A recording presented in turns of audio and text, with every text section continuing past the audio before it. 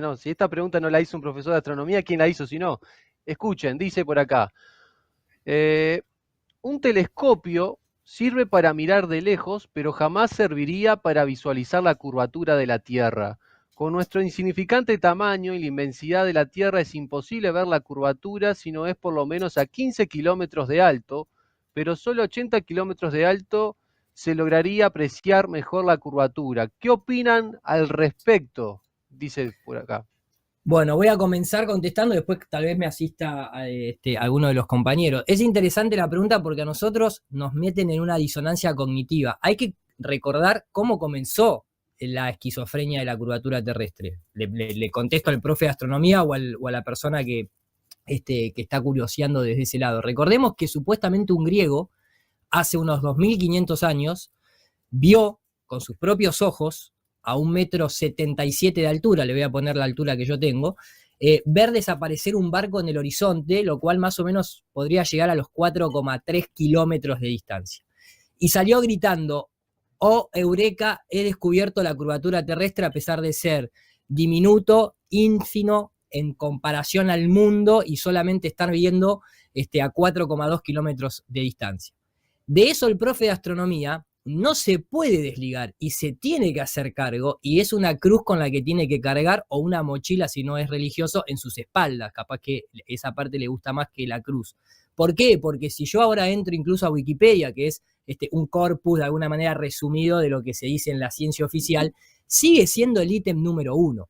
Entonces, ese muchacho tan pequeño que vio el barco desaparecer, no desde 15 kilómetros de altura, ni de 80 kilómetros de altura, ni vio 200 kilómetros al horizonte, sino que vio desaparecer el barco, y el barco desaparece. El objeto barco desaparece del casco hacia el mástil.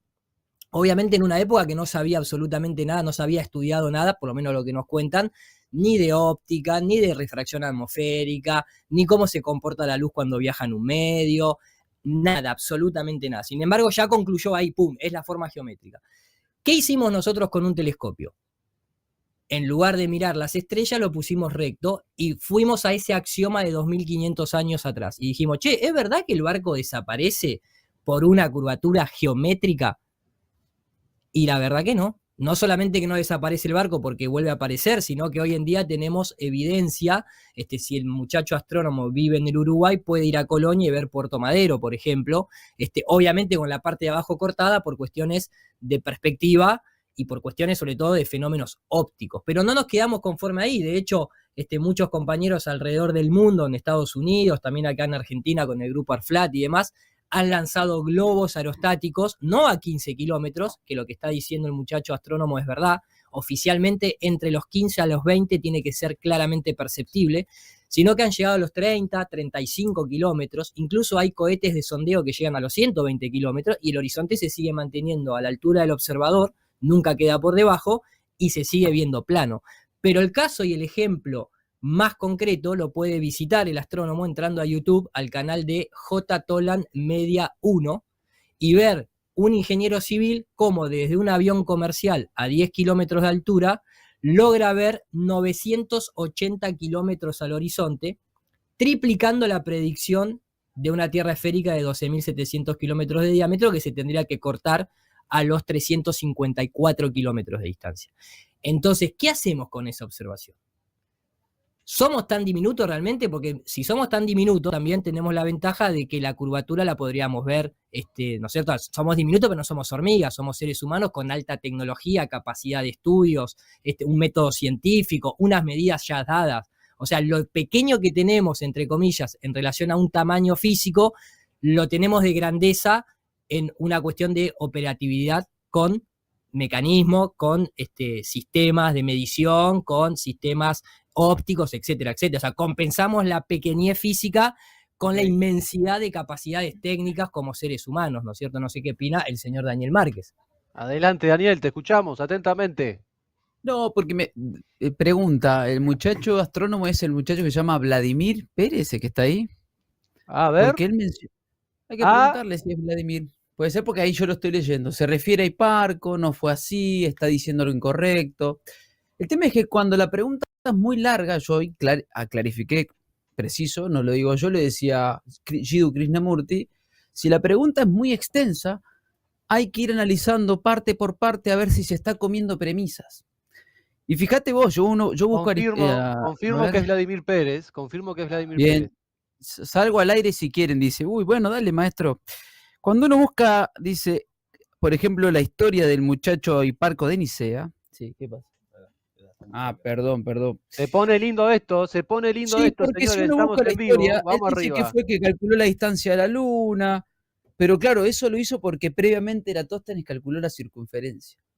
El tema de cuando uno habla de estos muchachos, tiene que ir a investigar cómo fue que Eratóstenes calculó y de dónde venían y qué eran. Yo le tengo que decir al muchacho que Eratóstenes y Hiparco y Aristarco de Samos y todos los muchachos eran pitagóricos.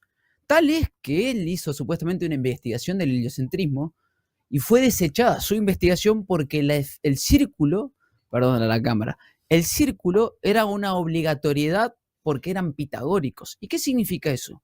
Que mantenían una religión. Su religión era la pitagórica. ¿Y qué implicaba eso? Que asumían que como Dios era perfecto y los cuerpos perfectos es el círculo, entonces la Tierra tiene que ser esférica. Para decir eso, primero tenés que demostrar.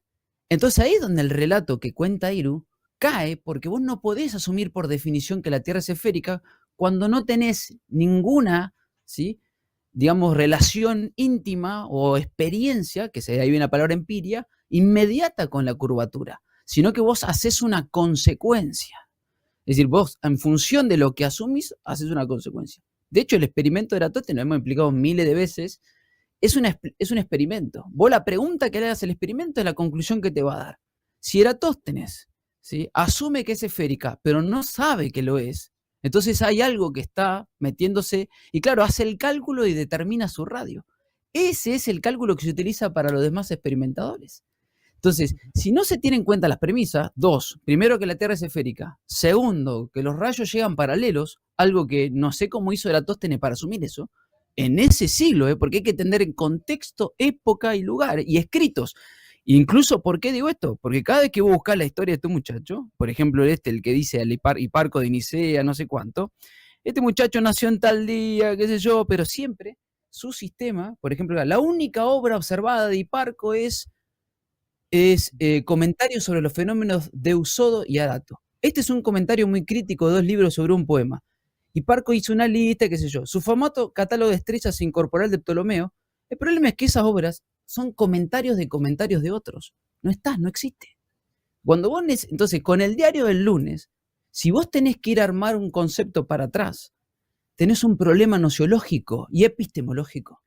¿Qué es lo que pasa? Eratóstenes, el mismo experimento, es decir, la idea de Eratóstenes, puede ser calculada, ¿sí?, y expresada si la Tierra es, por ejemplo, una superficie plana y el Sol, ¿sí?, está y es un punto. Entonces vos podrías determinar, por ejemplo, la altura.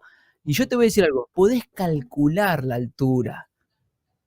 ¿Puedo demostrar a qué altura está? No, puedo calcularla. Y la matemática es un lenguaje. El lenguaje intenta expresar 2 ideas o ideas en sí, ¿sí?